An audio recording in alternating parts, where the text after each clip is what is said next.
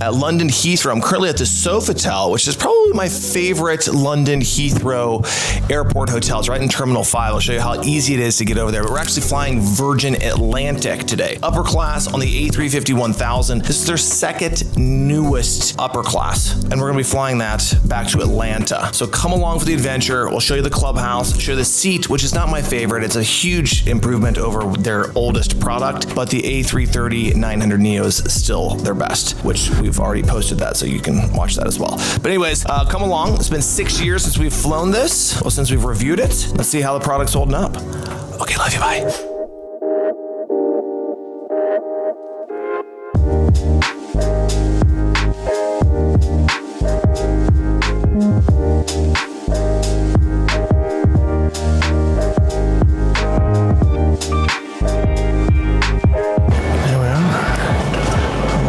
Standing around here.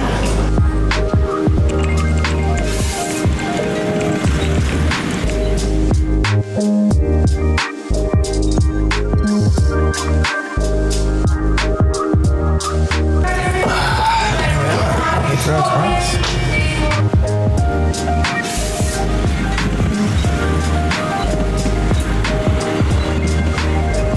So as you've seen in my other videos, you know that there is a separate Virgin check-in, upper class, really nice. When you're coming over transferring like we did from 5 over here from an airport hotel, it's a little bit harder. So we just go straight into the normal Terminal 3 Delta Virgin Atlantic check-in. There's a separate area for Virgin Atlantic upper class, and then there's a separate elevator that takes you to the same exact expedited security. So that's what we're gonna do today, and then we'll head over to the clubhouse and check it out. I'm a little bit hungry. Are you? You a little peckish? So you can see this is the private elevator, and then you get your own check-in here. But it is a lot busier. So just keep that in mind.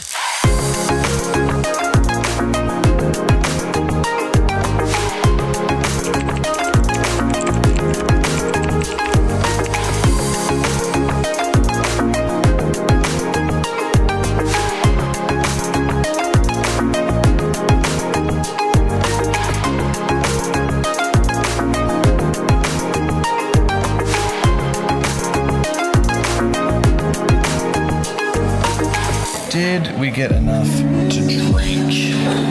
We are cutting it a little bit close, so we're gonna wolf this food down and then head back over to where the gate is, but check-in was a little wonky, so we're a little on the last minute.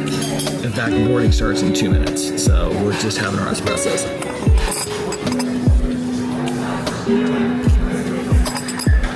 I hope I don't poop in the plane.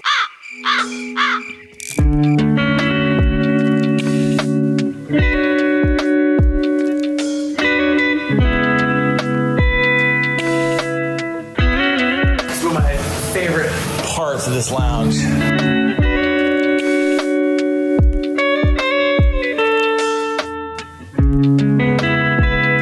Go get some food.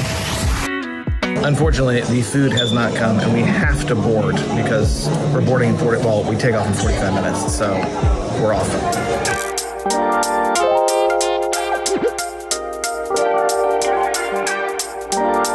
We got here 3 hours ahead, and check-in was, well, it took longer to get to from 5 over here than I thought it would, but my goodness, we're in the last minute. I've got to pee. I'm probably gonna end up having to poop on the plane because I had all that coffee on an empty stomach. I mean, this is high risk. This is what you guys are watching this content for. All right, we're headed down to 7. Hopefully we can get some good shots of the plane, because I mean, they started boarding 10 minutes ago, so.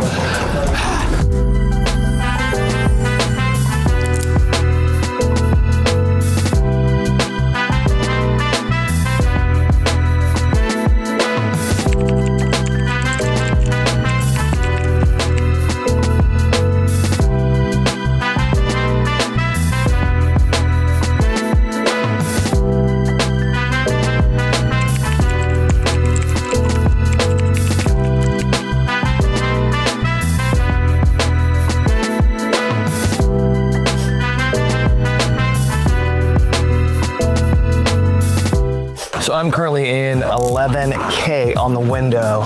As you can see, I have one window here. Everyone was super, super excited about what Virgin was going to do when they debuted this back in 2019. And I think one of the biggest disappointments, which, look, it's a beautiful cabin, fairly small footwell. Right here is your dining table, which is, it really works nicely for a workspace. As you can see behind me, this is the only storage that you have, and there's no doors on it. The seat itself does have a door, so it's currently locked because we haven't taken off yet. The actual size of the screen is pretty good size. You can see it's a good size IFE. All the seating controls are here, but you can see, I mean, it does look 6 years old. And if we go down here, this is where you can plug everything in. So this is your universal port. And you've got your headphones, small little thing. So you can see we're on the A350-1000. This is the only other little storage thing where the headphones are. There is one other one under here if you wanted to use underneath here. This is the amenity kit. It's a new one since last time I flew Virgin. I'm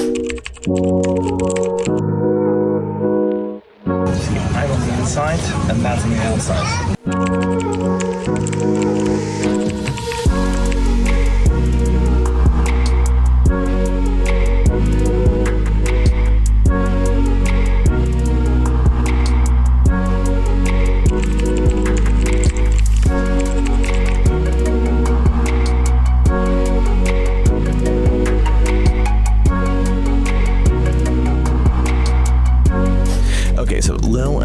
Switched, and I am now in the middle seat.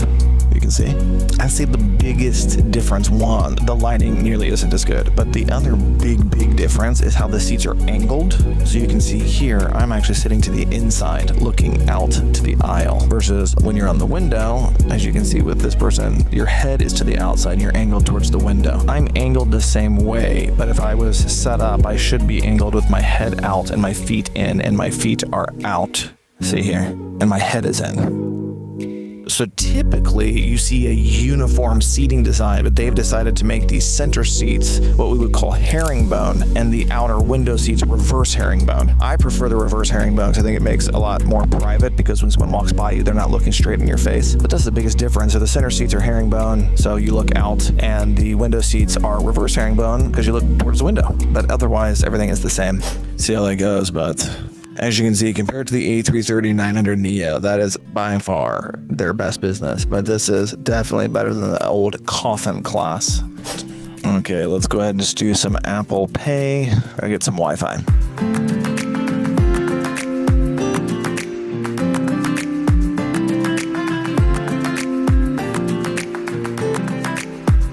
Okay, here we go. It says you can do voice calls, video calls, the whole works. So let's see how good that is.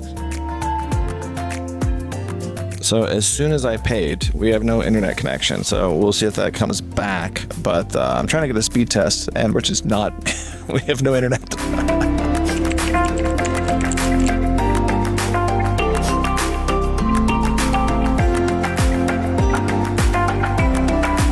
So you got lots of different functions here.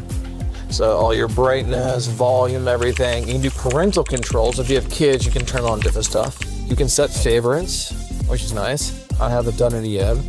All of your flight information, that's to call the flight attendant, control your lights. I don't know if you can just see that just popped on. So this is doing the lights, off, on, kind of cool. And then that would be if you went to pair it. This never works. I'm going to try it because it never works. And then if you want to come back over here to the movies, and that pops you out, or you look at different, oh, I guess that's not that, but it shows different views on this same function here. Find my home, brings you back, go look at movies and stuff.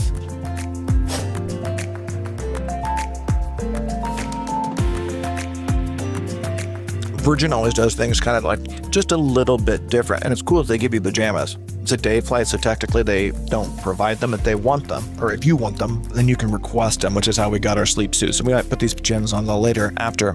They don't do salted nuts, right? Potato chips or crisps.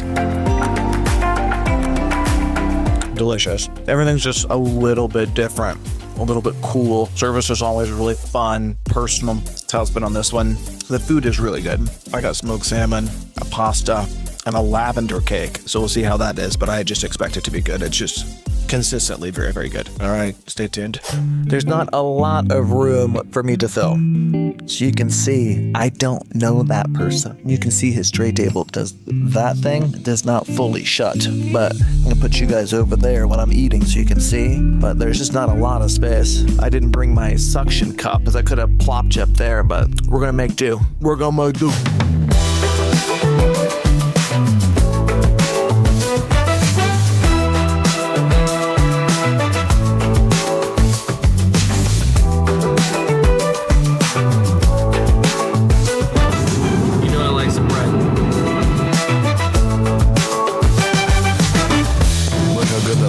It's like legitimately good food. Quite nice.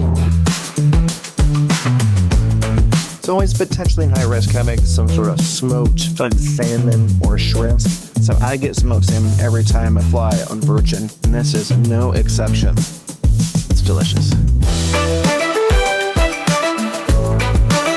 Main's just game. I got the pasta, so let's see how this bad boy is. Let's just watch him do it. All right, let's try it.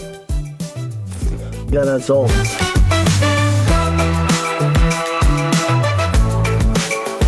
I would get this again. Apricot and lavender cake. We're gonna spell that one out. That is Y-U-M-M-Y. This is so dang good. That is tasty.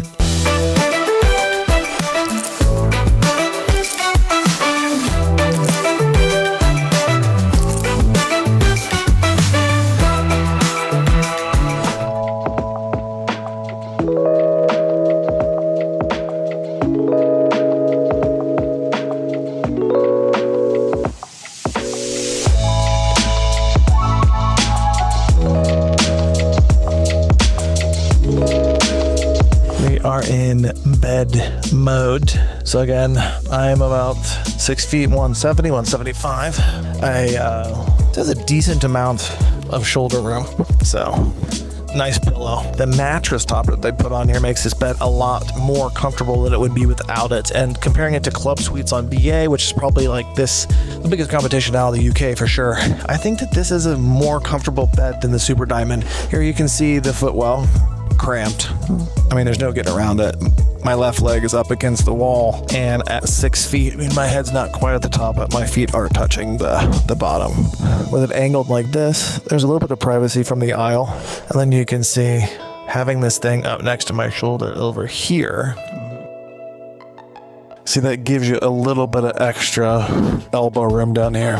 So I would say it's a decently comfortable. I'm not going to really sleep on this flight, but I have slept on this plane before, this seat before. Yeah, it's decent. And I think that the fact that you're away from the aisle, everyone has that little kind of their own personal aisle there, makes that a little more private. But there's just no place to enclose your items, you know? I always think about that when I'm looking up here. It's like, well, that's just all out, you know?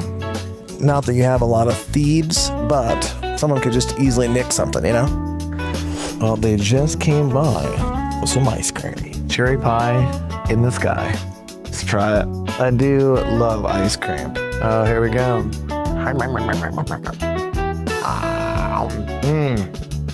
Oh, good. What a nice little treat. Okay, back to our TV show. Okay, so we're about 90 minutes from landing. Mile High Tea. Here is the menu. Selection of finger sandwiches, patisserie scone. Yum, yum, yum. I'm definitely gonna have this. Not sure which one I'm gonna have quite yet. I might do the chicken Caesar. That sounds pretty good.